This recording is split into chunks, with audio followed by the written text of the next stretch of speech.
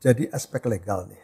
Jadi itu kan bukan hanya di dalam kementerian sendiri, tapi juga KL yang lain. Ya. Ini kejaksaan, kehakiman. Ini juga harus mengerti. Betul. Kalau enggak juga jadi salah-salah tadi ada perubahan komoditi, lalu ada kesulitan, lalu kau ini masuk gini kan gitu. Ini harus hati-hati banget ini. Karena akan kita bermain dengan bukan uang miliar saja. Sudah ratusan triliun akan ditanam dengan 20 juta hektar ya. Sehingga jangan sampai ini ya maaf ya ini saya setuju kawan-kawan. Jangan sampai menambah koruptor.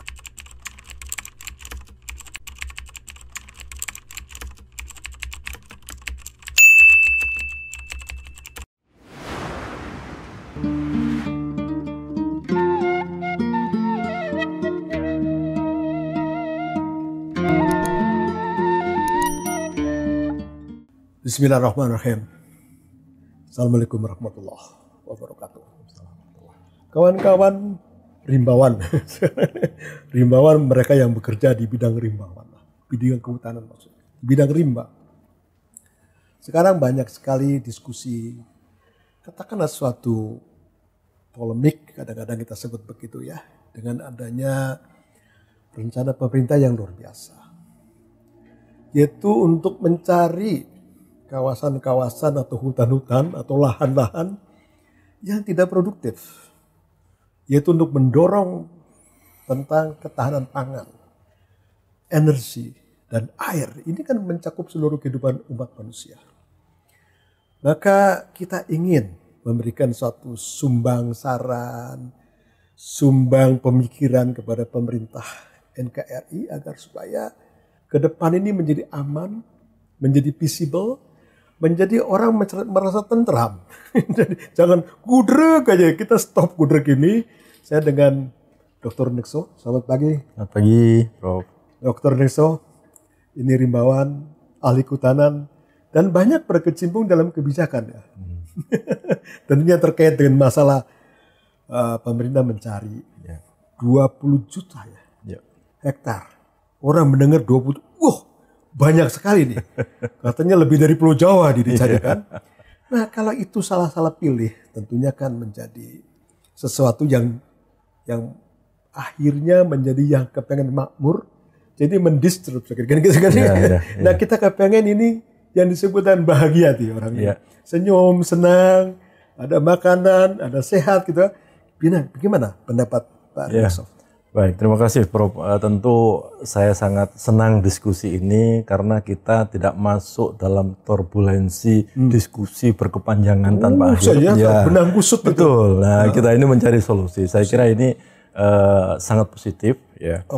Karena statement pemerintah dalam hal ini disampaikan oleh Pak Menteri Kehutanan itu tentu bukan tanpa dasar. Nah, seringkali awam mempersepsikan ini sebagai sesuatu yang mengagetkan. Tiba-tiba jeblok kayak kompor meledak. Nah, itu dia. Kalau demikian maka diskusi yang berkembang itu sangat liar.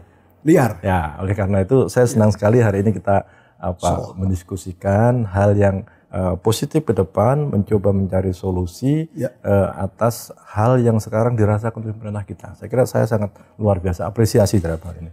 Terima kasih. Karena kemarin juga saya diundang di UGM, macam gini juga diskusinya kan, kita hati-hati sebelah ini. Tapi itu selalu banyak sekali. Sehingga saya kira melalui podcast itu lebih fokus. Sehingga alhamdulillah mudah-mudahan ini akan menjadi suatu sumbang pikir kepada kawan-kawan NGO yang lain, kawan-kawan akademisi, mahasiswa, pengusaha. Jadi ya kita menjadi suatu kesatuan yang bulat ya. Untuk membantu pemikiran kepada negara. Pak Nexo, kemarin banyak diskusi mengenai definisi nih. Definisi hutan, definisi kawasan hutan, definisi degradasi ini kan sangat terkait dengan usulan atau usaha pemerintah 20 juta hektar. Ya, begini, kalau soal definisi itu pada akhirnya kesepakatan, Pak. Kesepakatan. Jadi banyak ilmu, banyak ilmuwan yang selalu melihat dari perspektifnya masing-masing. Perspektif masing-masing, kepentingan kelompok, angle melihatnya itu berbeda-beda. Sehingga kalau kita mengikuti definisi memang sangat beragam. Oleh karena itu kesepakatan yang diambil adalah yang tertera dalam peraturan perundangan. Jangan ditanya pakai itu scientifically approved, nah itu another story. Tetapi inilah kesepakatan yang kita anut untuk Indonesia. Nah, dalam konteks itu saya kira kita semua sepakat bahwa hutan didefinisikan sebagai suatu hamparan yang didominasi oleh pepohonan. Nah, definisi pohon itu juga macam-macam lagi itu ya. Makanya kembali kepada kesepakatan. Nah, jadi kalau kembali ke sana, maka pada hakikatnya apapun yang kita tanam berupa pepohonan, ya, itu dalam luasan tertentu, maka itulah yang kita definisikan sebagai hutan. Nah, sehingga kita melihat hutan ke depan itu tentu orientasi kita tidak lagi harus ada merantinya, harus ada spesies yang langka segala macam. Situasi sekarang berubah. Banyak hutan yang sudah terdegradasi dan untuk memulihkan kembali itu ternyata sampai dengan hari ini kita belum berhasil maksimal. Jadi artinya hutan atau kawasan hutan yang ditetapkan oleh pemerintah sebagai kawasan, tentunya kita masih dihadapkan masalah bahwa di situ terjadilah hutan-hutan yang tidak sesuai dengan peran sebagai hutan. Tata air, erosi, keanekaragaman hayati, microclimate, macroclimate. Jadi sulit ya untuk mencapai ke sana yang optimal tuh kan. Betul. Maka artinya suatu keinginan dari pemerintah untuk memanfaatkan hutan-hutan yang tidak sesuai dengan fungsi dan peran hutan, maka itu bagaimana pandangan dari seorang perencana kehutanan? Jadi begini, memang kalau kita melihat data, di data yang di-launching oleh Kementerian Lingkungan Hidup dan Kehutanan yang lalu, itu luas hutan kita itu tercatat 125 juta hektar, kurang lebih sekitar itu. Nah, dari luasan itu vegetation covernya masih lumayan bagus lah, di atas 60% dari angka itu. Jadi bagus ininya. Nah, lalu tetapi banyak juga di antara 125 juta itu yang dalam kondisi terdegradasi. Terdegradasi itu maknanya juga lagi-lagi kesepakatan ini, Pak. Ya kan? Definisinya kesepakatan. Ya, definisi degradasi itu kesepakatan juga. C4 membuat definisi sendiri yang seperti itu. Nah, kalaulah yang dimaksudkan dengan degradasi itu adalah hamparan yang tidak ada vegetasinya, tidak ada pohonnya, maka itu tercatat kira-kira 33 juta hektar. Luas ya? Jadi sangat luas. Hampir berapa persen itu? Itu sepertiganya kira-kira. 30%. Sepertiganya. Jadi ini sangat luar biasa dan itu perlu untuk direcover. Percepatan tentu saja. Dan rencana yang 20 juta hektar dari Kementerian Kehutanan itu salah satunya adalah menyasar hutan-hutan yang tidak produktif tadi. Hutan yang tidak produktif. Tidak produktif. Betul. Sebagai fungsinya. Betul. Untuk mendukung bangsa ini. Iya, betul Pak. Sosial, ekonomi, ekologi. Iya, betul. Iya. Tapi Pak Rinarso, kita lihat bahwasanya kan kelompok kan banyak nih. Kelompok ekologi, kelompok ekonomi kan gitu kan. Lalu kemudian mereka yang ekologi, itu hutan yang kosong, aku tanam saja. Supaya keanekaragaman hayatinya kembali. Supaya burung-burungnya bernyanyi kan, itu kan hak juga dia. Tapi bagi ekonomi, entar dulu dong. Aku perlu ekonomi kan gitu kan. Maka perlu ini pangan, perlu misalnya energi, perlu macam-macam. Nah, bagaimana kompromi? In between kompromi ini gimana itu? Ya, sebetulnya begini. Kalau hutan yang rusak itu ditanami itu sangat baik tentu saja. Sangat baik. Ya, sangat baik. Untuk mencegah erosi. Iya, macam-macam tujuannya itu. Tetapi kan sejarah membuktikan sampai dengan hari ini itu tidak terjadi dengan baik. Sampai dengan hari masih ada hutan yang rusak. Sangat Pak, sangat masih. Sudah diinventarisasi sudah. Itu kira-kira 33 yang tadi itu. Iya, betul. Jadi sah itu udah. Iya, itu angka yang ada di dokumen. Ya berarti sah dong. Ya, kira-kira begitulah. Nah, oleh karena itu dan yang 33 juta tadi itu tersebar. Ada yang di hutan produksi, kebanyakan memang di hutan produksi. Kebanyakan di hutan produksi. Ya, ada yang di hutan lindung, ada di hutan konservasi juga ada. Sekitar 1 juta hektar di hutan konservasi itu. Nah, persoalannya adalah ketika kita mau memperbaiki hutan yang rusak tadi, seperti apa caranya? Itu dia. Siapa yang akan melakukan? Gitu kan? Ini persoalan yang sangat kritikal. Oleh karena itu dalam rencana yang disampaikan oleh Pak Menteri Kehutanan itu sebenarnya sudah baik tuh. Untuk areal yang ada izinnya, sudah ada izinnya, ya itu silahkan pemegang izin merecovery hutan yang rusak melalui skema multi usaha kehutanan. Jelas, itu selain nanam kayu, boleh nanam tanaman pangan, dan itu sangat mendukung ketahanan pangan yang belakangan ini walaupun agak terlambat, tetapi digencarkan luar biasa, dan itu sangat baik untuk masa depan kita. Ya. Kemudian di kawasan yang tidak berizin, mau diapakan ini? Ya. Ada skema lagi. Liar begitu? Bukan, skemanya perhutanan sosial, Pak. Oh, ada skema perhutanan sosial. Tidak liar, tidak. Tidak. Jadi itu juga sekaligus untuk membuka kesempatan bagi masyarakat dalam pengelolaan hutan. Jadi membuka akses, akses masyarakat mengelola hutan. Ya. Nah, itu saya kira hal yang sudah diskenariokan. Tetapi ternyata tidak mudah. Tidak mudah. Misalnya begini, multi usaha kehutanan itu salah satunya memang untuk pangan. Tetapi sampai dengan hari ini, ya ini kira-kira sudah 3-4 tahun, ya, belum banyak, bahkan mungkin belum ada yang mengeksekusi secara real di lapangan untuk melakukan itu. Pertanyaannya kenapa? Kan begitu. Ini banyak versi, Pak. Saya diskusi dengan kawan-kawan di APHI, disampaikan begini, Pak, kami itu biasanya bisnis kehutanan, kayu. Nah begitu kemudian sekarang harus bisnis non kayu, pangan, kami tidak punya pengalaman. Iya, tidak punya pengalaman. Tidak punya teknologi. Betul. Lalu yang berikutnya lagi, lokasi hutan ini kan remote area. Begitu kami tahu di mana, itu dia. Begitu kami memproduksi pangan, which is pangan itu biasanya jangka pendek, mudah busuk dan seterusnya. Nah, itu untuk mengangkutnya juga persoalan. Nah, ada problem tersendiri. Ada problem. Begitu betul. Misalnya komoditi dirubah. Iya. Seperangkat pendukung itu sudah lain itu. Betul. Dan ini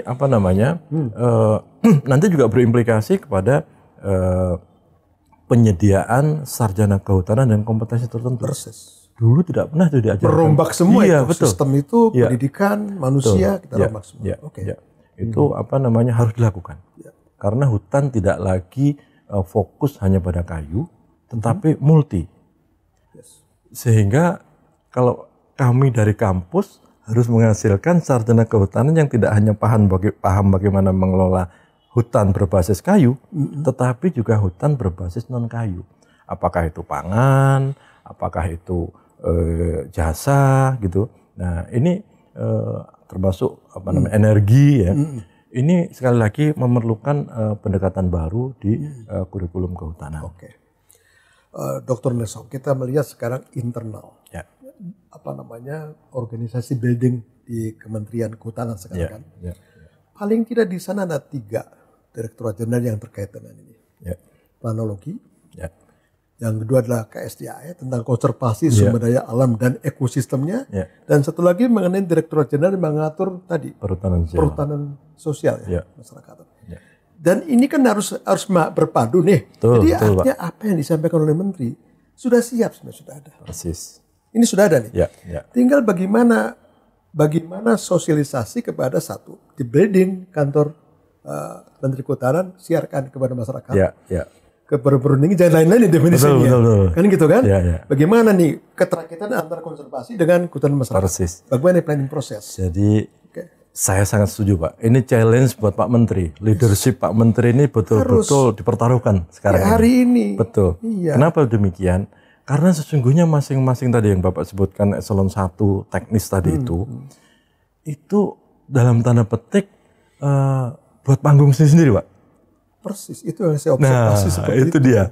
Sehingga ini perlu orkestrasi, harmonisasi antara eselon 1 di bawah leadership Pak Menteri yang betul-betul hari ini sangat diharapkan.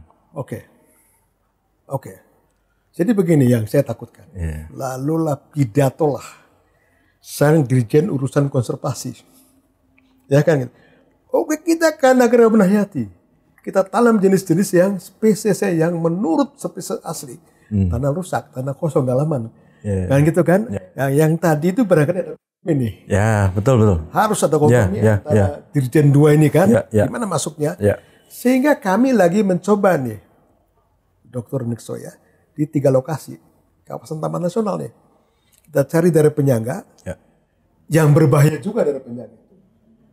Masyarakat penanam jenis asal-asalan, banyak tanah rusak, lalu kehutanannya juga kawasan konsumsinya terbakar, banyak tanah kosong, lalu kita bikin menyatukan antara Pemda dengan Taman Nasional.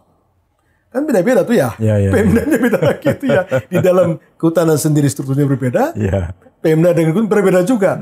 Jadi coba mengakurkan, inilah tadi leadership. Dari tentunya leadership Bapak Menteri dan bukan menterinya saja. Terus turun sampai kepada jajaran eselon 2, eselon 3 di lapangan. Satu bahasa. Iya, betul.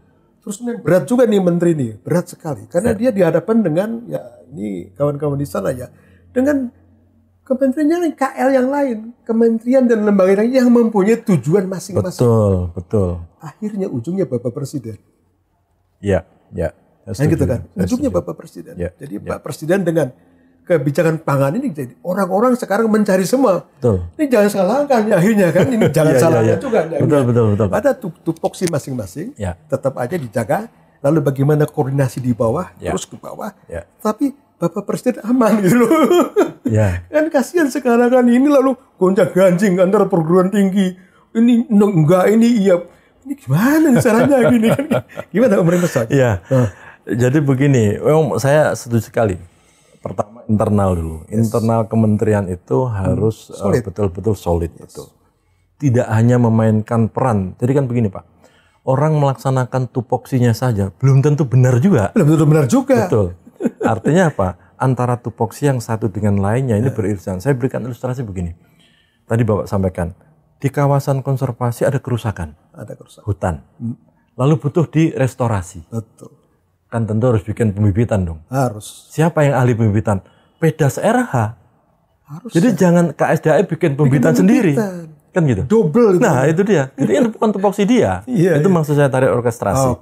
Ya, jadi harus kerjasama antar eselon 1. Di dalam naungan kementerian. Iya, betul sekali.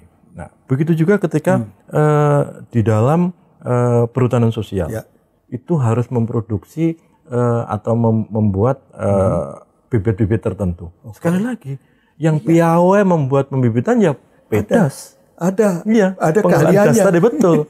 Bukan di perhutanan sosial. Dia bisanya bagaimana mengempros masyarakat supaya nanam ini itu dan seterusnya. Nah, ini salah satu ilustrasi internal. Lalu eksternal, artinya eksternal hubungan antara KL tadi, kementerian lembaga.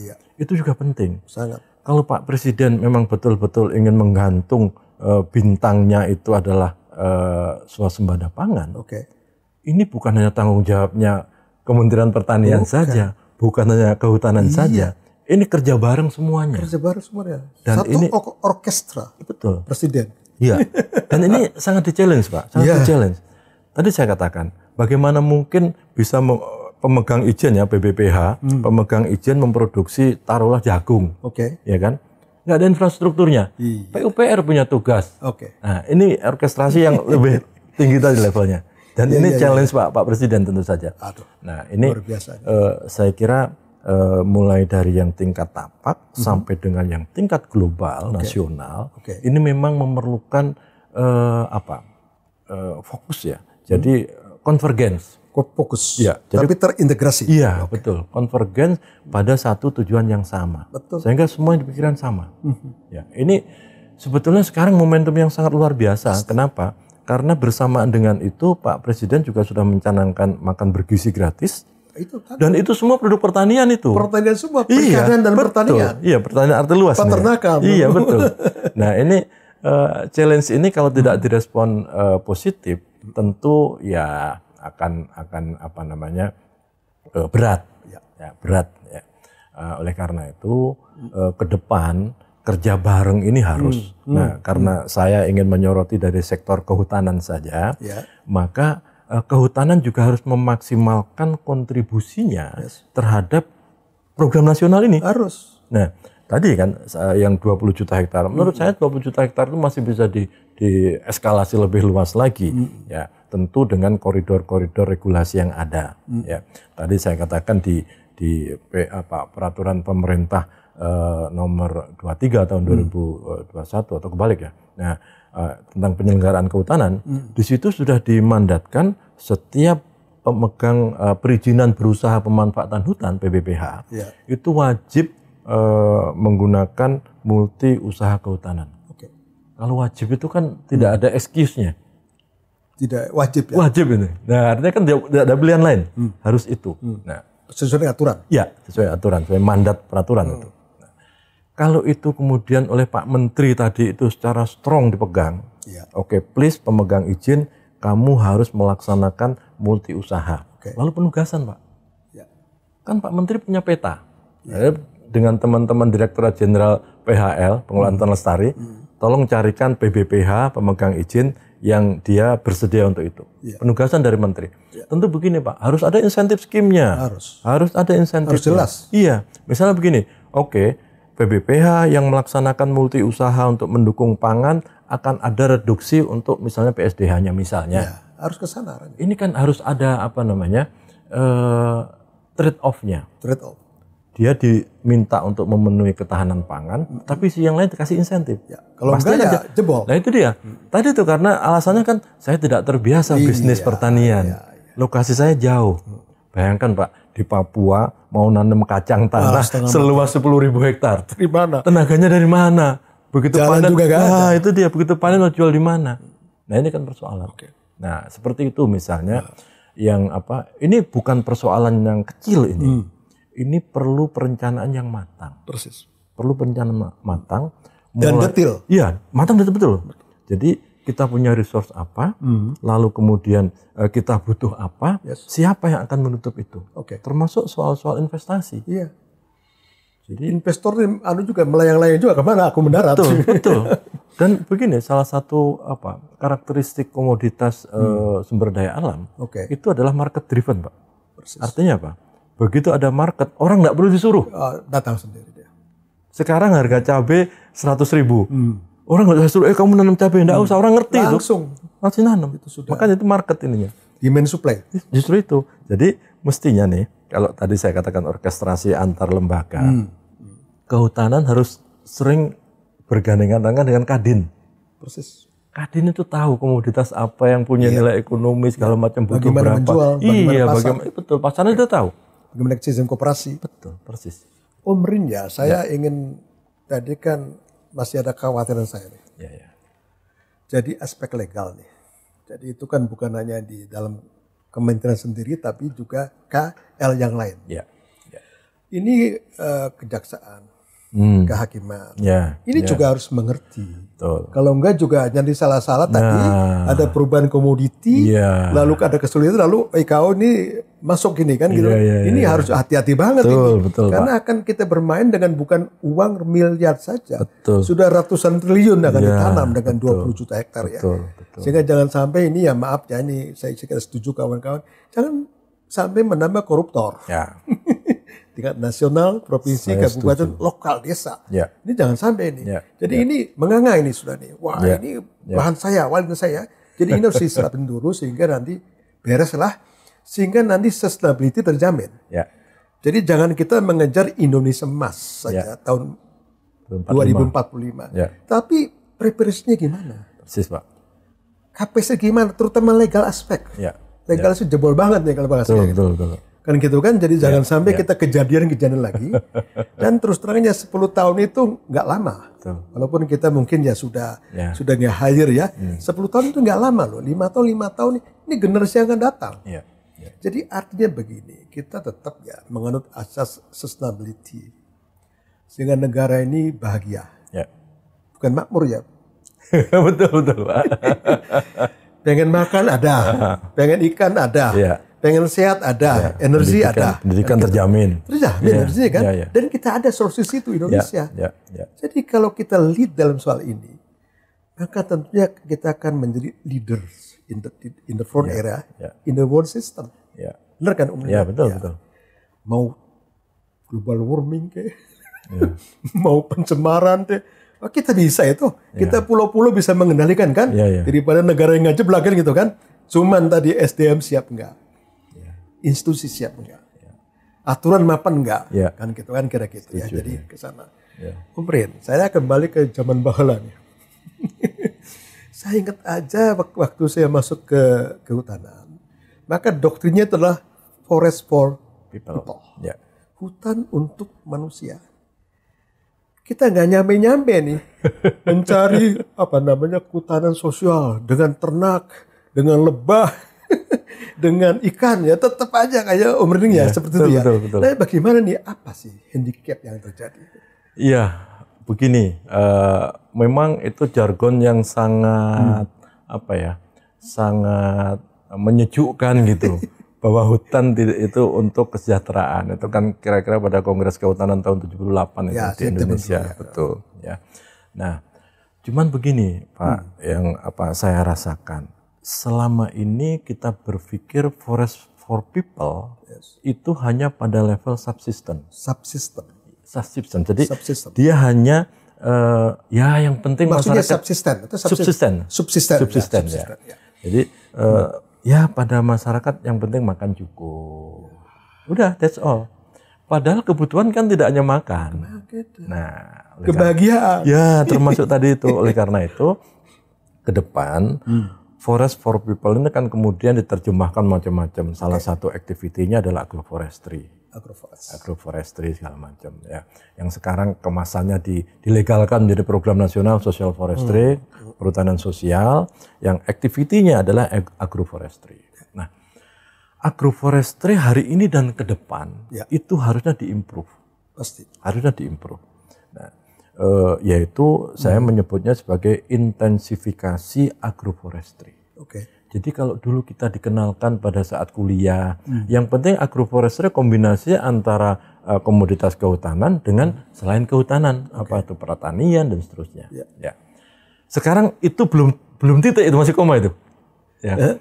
Belum titik itu, koma. Artinya apa? Kombinasi antara kehutanan, kehutanannya itu adalah pohon, dan pohon itu bisa disepakati ya. Definisinya yang penting berupa pohon, boleh buah, dan buah itu harus yang menghasilkan ekonomi tinggi, kan gitu. Kemudian komoditas pertaniannya, ya jangan dong nanam singkong, misalnya. Bukan tidak boleh nanam singkong, maksud saya economic value-nya terlalu kecil. Tanamlah tanaman yang memang punya prospek ekonomi yang tinggi, pasarnya jelas. Contohnya begini Pak, kalau kita menanam misalnya sayuran yang diterima di supermarket, itu kan kalaupun bayam bukan sembarang bayam. Harus ada perubahan. Nah, itu teknologi. Ada teknologi. Nah, oleh karena itu yang saya maksudkan intensif agroforestry itu pertama pada soal pemilihan komoditas. Itu nggak boleh sembarangan. Jangan nanam tanaman yang nilai ekonominya ya tadi hanya cukup untuk makan saja. Ya, ini harus lebih dari itu. Zaman udah berubah. Iya, zaman udah berubah, Pak. Yang kedua, harus menghadirkan teknologi pertanian yang juga terkini. Sekarang kita kenal ada smart farming, precision agriculture, apapun sebutannya. Itu harus dihadirkan di agroforestry. Dan dihadirkan di tapak. Ya, harus. Karena hanya berhenti di level-level konsep saja, perguruan tinggi aja. Masuk ke lokasi. Iya, masuk ke lokasi. Setuju saya itu. Terus yang ketiga, tadi sistem pertaniannya harus menghadirkan teknologi yang betul-betul kekinian. Ya. Yang ketiga, implikasinya apa? Dia harus ada input produksi dong. Kalau tanahnya kurang unsur hara, ya harus ditambah. Kalau perlu begini, agroforestry dengan ada rumah kaca. Ya sekarang bisa rumah plastik lah, bukan kaca. Plastik sederhana aja udah bisa sekarang. Kenapa? Supaya semua microclimate-nya terkontrol. Pest disease terkontrol. Ya, hama penyakit terkontrol. Sehingga harus pakai itu. Kalau kita ingin beneran loh ini ya. Nah, Terus yang berikutnya lagi tentu ada off takernya tadi yang jelas. Nah, pasarnya harus clear. Yeah. Pasarnya jelas. Ini di IPB itu sudah ada kontrak nih antara IPB dengan supermarket. Yes, hari ini supermarket mana terima berapa. Dia sudah jelas. Pergilirannya jelas. Supply-nya jelas. Persis. Nah, kemudian yang berikutnya lagi harus ada unit bisnisnya. Mungkin petani cuma nanam 1/4 hektar, 2 hektar, lalu kemudian dia menjual sendirian. Harus ada satu unit bisnisnya. Nah, kalau dulu ada kelompok tani gitu ya. Nah, ini unitnya bisnis sekarang ini. Sekarang. Supaya apa? Ada satu bisnis sustainability. Keberlanjutan bisnisnya itu harus diatur. Jadi pertanian itu bukan hanya tanam tinggal pergi. Tetapi betul-betul ada manajemennya yang jelas. Nah, itu. Dan yang terakhir harus ada pendanaan. Bagaimanapun. Nah, sekarang kan alhamdulillah pemerintah sudah menghimbau Himbara itu himpunan bank negara pemerintah ya. Nah, itu untuk memberikan kredit kepada petani-petani tadi. Kalau ini dilaksanakan, maka perlu pendamping. Pendamping itu tentu yang paham pertanian yang canggih tadi. Jangan pendampingnya nggak paham. Nah, dan itu bisa mungkin diinisiasi oleh perguruan tinggi. Saya yakin perguruan tinggi dimanapun, lembaga riset termasuk itu. LSM. Betul. Saya wabil khusus perguruan tinggi. Kenapa? Karena perguruan tinggi punya mahasiswa, Pak. Mahasiswa di training menjadi champion untuk smart farming tadi, mendampingi agroforestry di perhutanan sosial.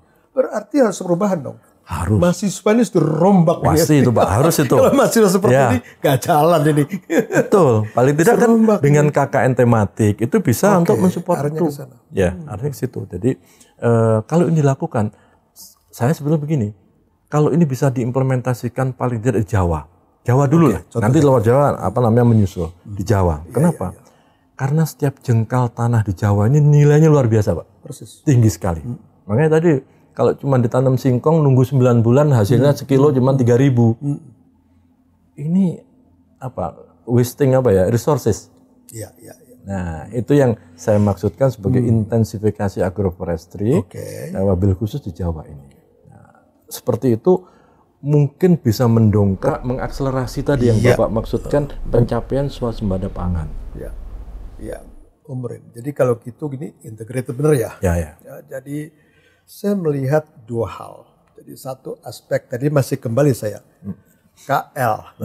Saya melihat ada antara lembaga dan kementerian juga ada pintu tutup, pintu buka gesekan dan sebagainya. Tapi yang jelaskan ada satu kementerian atau departemen yang mengawasi, yaitu Kementerian Lingkungan Hidup. Jadi tadi apapun rencana pemerintah, pemerintah kan juga, menteri-menteri kan pemerintah juga ya. Jadi ada yang, awas jangan salah loh. Kalian mesti lihat salah satu AMDAL. Ada aturan mengenai lingkungan. Jangan sembarang memupuk, jangan sembarang ambil bibit. Ada peraturan-peraturan. Cartagena, Protokol Nagoya. Ini kan sudah maju kita sebenarnya kan. Jadi artinya ini ya mohonlah ini Bapak Menteri ini ada koordinasi antara menteri yang lain ya. Jadi panggil sama-sama untuk ini. Jadi jangan sampai kalau awas AMDAL, ini kerjaan kamu. Awas ini saya mau begini ya. Ini gimana yang bersatu nih. Jadi kembali kepada Bapak Presiden. Betul. Nah itu Pak Presiden harus bisa memainkan sebagai konduktor dalam orkestra. Nah ini yang sangat penting Pak. Orkestra itu pemainnya beda-beda. Tetapi dia punya partitur. Apa maknanya partitur? Partitur itulah common vision. Pak Presiden sudah jelas nih. Jelas visinya. Dengan asta citanya itu adalah common vision. Itu partiturnya sehingga semua kementerian melihat ke situ. Partisipasi dan melaksanakan. Nah betul. Nah itu ya. Kemudian sudah ada partiturnya, ada common visionnya. Lalu dia tunduk sama konduktornya. Harus itu. Makanya kiri kanan. Iya. Kepemimpinan. Tapi gini, saya potong sebentar, maaf ini. Artinya tunduknya itu jangan asal yo, siap kan itu kan. Jadi mestinya ini kan sistem ini semacam sistem kemiliteran ya kan ya Pak Prabowo kan larang gitu ya. Jadi mereka dibina di Magelang supaya ini bagus lah.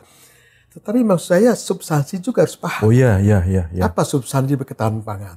apa fungsi masing-masing menteri, lembaga. Nah, kan itu kan. Betul. Makanya tadi itu, kalau kita lihat orkestra itu kan satu ada pemainnya, dan pemainnya itu ahli. Ada yang gesek biola, ahli dia. Ada yang metik gitar, ada yang tiup apa, nah itu ahli semua. Tetapi belum tentu antar ahli ini bisa profesional. Ya, profesional pasti. Ya. Oleh karena itu aktor-aktor tadi itu harus dikembalikan kepada profesionalisme masing-masing. Sesuai dengan tupoksi. Betul, sesuai tupoksinya. Jadi ini yang menurut saya sekali lagi challenge bagi Pak Presiden untuk menjadi konduktor dalam orkestrasi pembangunan ini, terutama dalam konteks ketahanan pangan. Ya. Tadi itu walaupun ketahanan pangan ini ada penugasan untuk kehutanan, tetapi tetap semua kementerian harus punya peran. Ya.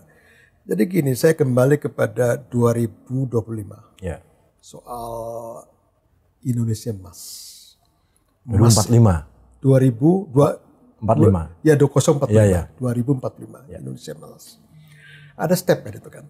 2030, 2045, 2050, 2060. 2045. Nah, sekarang saya melihat 2030. SDGs, Sustainable Development Goal itu kan kondisi mengarah ke 45.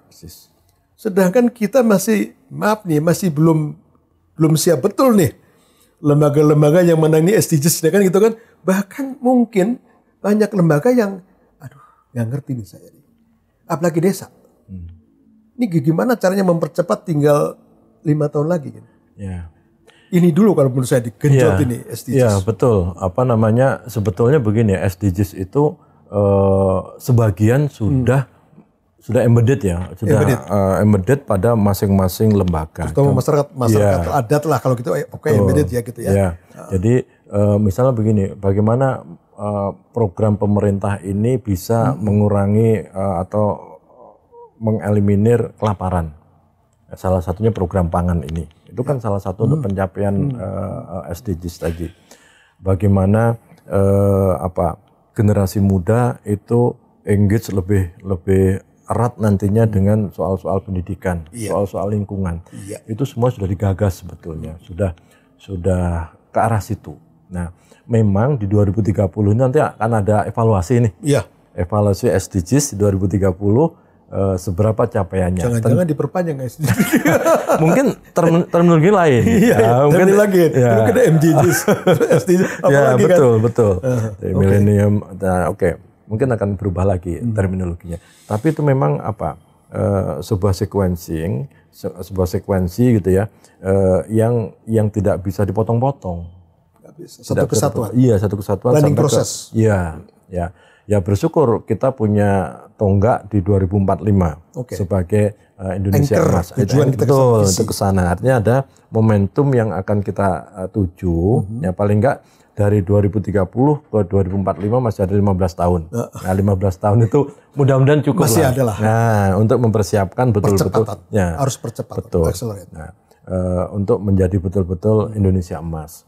Tetapi itu memerlukan kesungguhan semua pihak. Persis. Jadi kalau pemerintah ini tidak sungguh-sungguh, artinya melakukan governing as usual gitu ya, seperti yang lalu-lalu, tidak ada perubahan yang signifikan.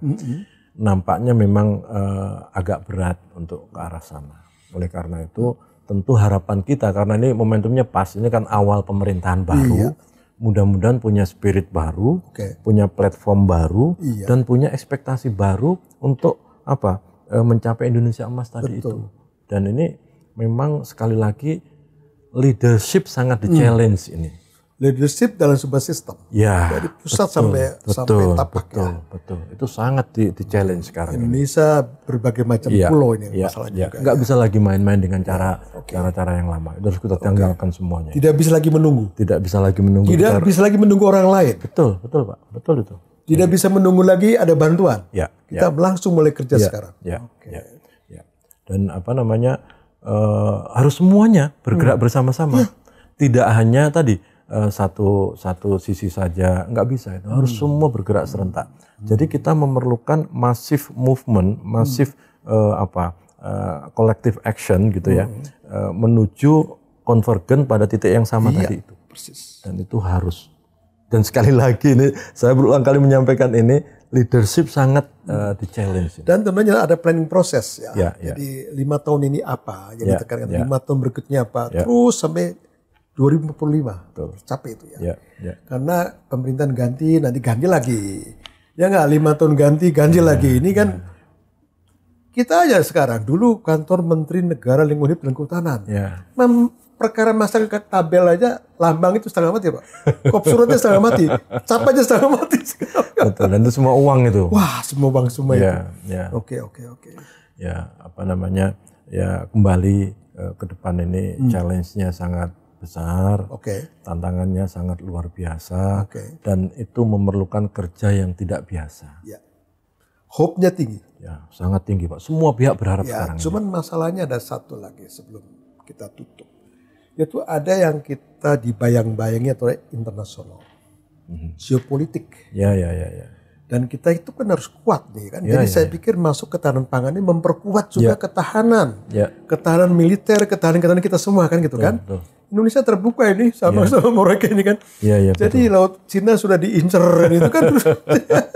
Nah ini harus ada juga, bukannya single mengenai pangan saja, jangan lupa tuh. Tapi bagaimana geopolitik, geoekonomi mungkin nanti kan gitu kan.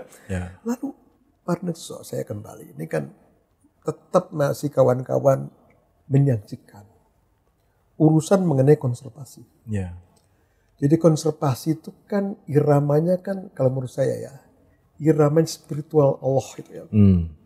Melindungi, melestarikan, memanfaatkan secara bijak. Intinya hai kau hati-hatilah. Jangan sampai terjadi kerusakan di bumi ini. Sudah tanda-tanda tuh. Kira-kira gitu ya. Jadi maksud saya konservasi tetap masuk itu soal etika dan moral.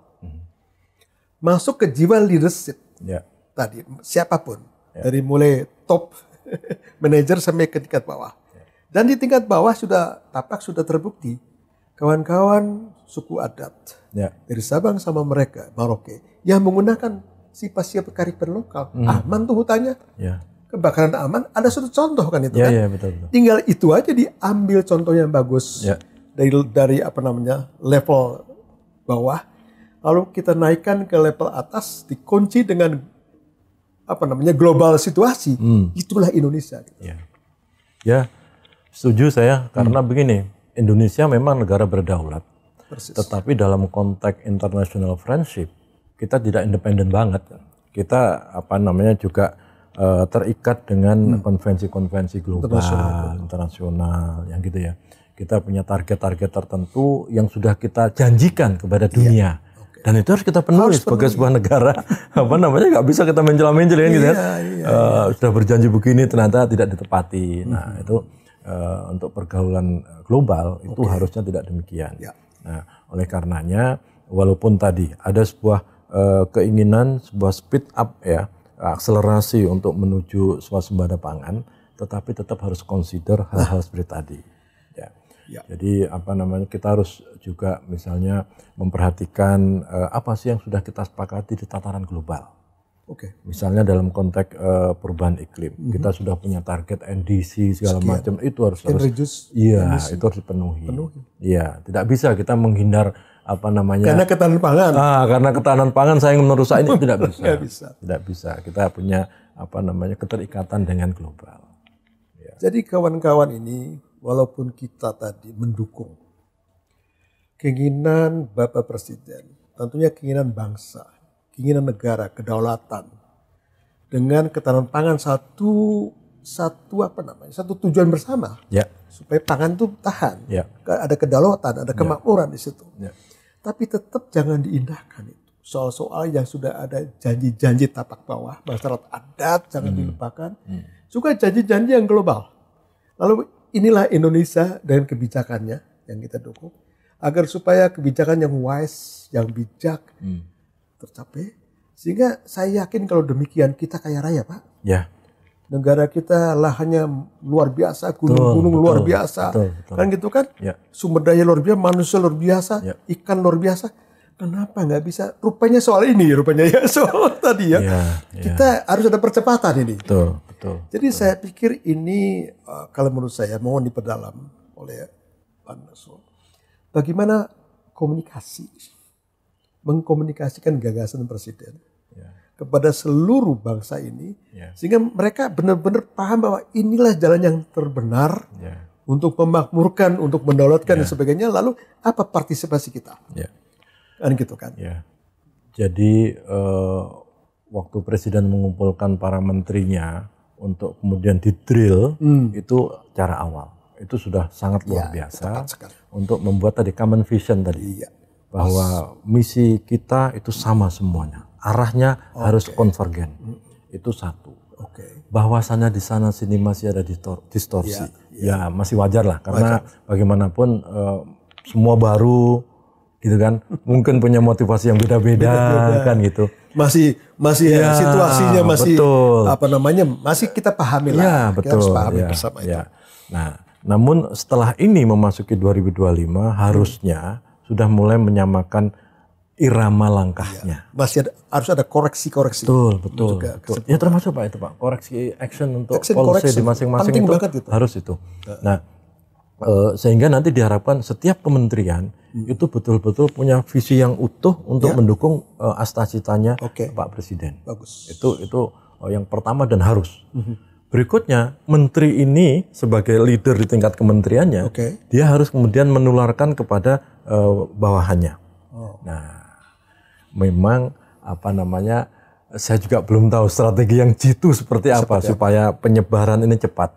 Tetapi sebetulnya di era komunikasi sekarang itu tidak terlalu sulit. Di mana media sosial mendominasi, sebetulnya kalau ada kemasan informasi, kemasan pesan yang baik, itu cepat sekali Pak. Salah satunya podcast. Nah, salah satu podcast ini betul. Kita bebas ngomong, tapi bebas terkendali, dengan ilmu yang tinggi, dengan ingin bahwa kita adalah bagian daripada umat Indonesia. Persis. Bahwa podcast saya itu adalah bagian daripada sistem Indonesia. Kita tidak boleh menyeleweng dari itu dengan dalil yang ada dan mendorong government supaya maju. Kan poinnya itu. Betul. Nah, itu menurut saya bisa dilakukan untuk mengakselerasi. Salah satu. Kemudian yang berikutnya tentu memantapkan setiap unit. Setiap unit pelaksana apapun itu, apakah perguruan tinggi atau kementerian teknis apapun, mereka harus mulai kembali profesional, meningkatkan profesionalismenya, dan kembali pada tupoksinya, artinya tupoksi asalnya. Ini penting dan ini. saling menghargai. Nah, betul Pak. Jangan sampai orang ngomong, kamu apa deh? Saling menghargai, saling menghormati, working together. Itu penting itu.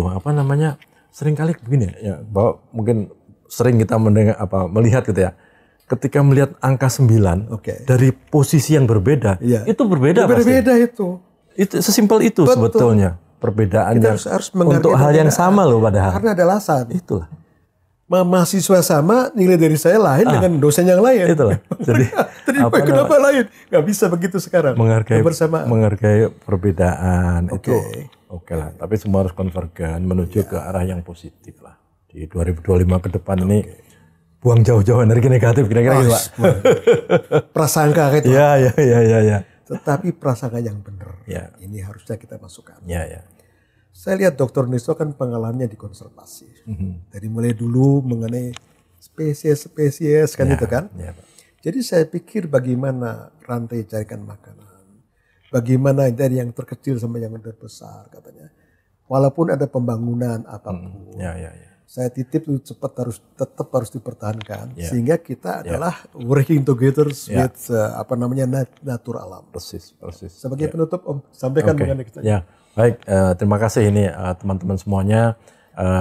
Kita hari ini dihadapkan pada permasalahan nasional yang sangat luar biasa dan itu menjadi challenge kita semua. Dan sekali lagi kita semua individually harus punya peran dan memastikan peran kita berkontribusi maksimal terhadap program nasional. Sekarang bukan saatnya lagi bersilang pendapat, berbeda pendapat. Kita harus saling menghargai. Mari sekali lagi kita posisikan diri kita sesuai dengan kapasitas kita untuk mendukung program nasional yang sangat luar biasa ini. Saya kira demikian, mudah-mudahan dengan podcast ini semakin meluas informasi tentang swasembada pangan yang itu menjadi cita-cita mulia kita bersama. Bukan saatnya lagi berpikir sinis, bukan saatnya lagi saling mencibir, saatnya kita sekarang bersinergi menyatukan langkah bersama-sama konvergen menuju tujuan nasional tadi itu. Baik, ini kawan-kawan. Jadi pesan yang terakhir sangat luar biasa. Intinya adalah mari kita menjunjung tinggi etik dan moral. Jadi jangan cepet-cepet lah kan gitu kan, beremosi kan itu ya. Jadi etik dan moral. Terima kasih atas perhatiannya. Terima kasih Pak Rindekso. Terima kasih. Luar biasa ini.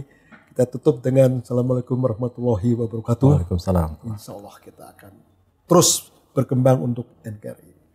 Atur nuhun. Terima kasih.